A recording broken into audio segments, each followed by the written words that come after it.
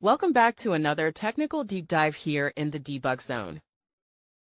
Today, we're tackling a big question and breaking it down with insights from other users. Hopefully, this clears up some misconceptions and helps you get the answer you need. So, buckle up, stay a little curious, and let's jump right in.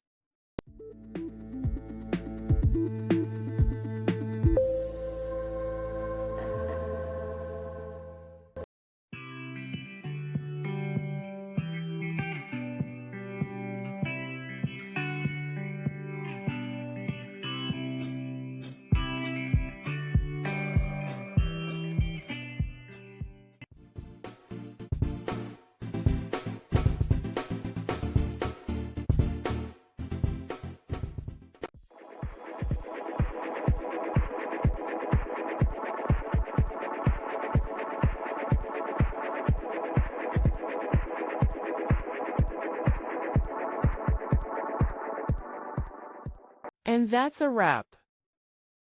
I hope you found the answer you were looking for. If you did, take a second to hit that subscribe button. It really helps out. And let me know in the comments which solution worked best for you. See you next time in the debug zone.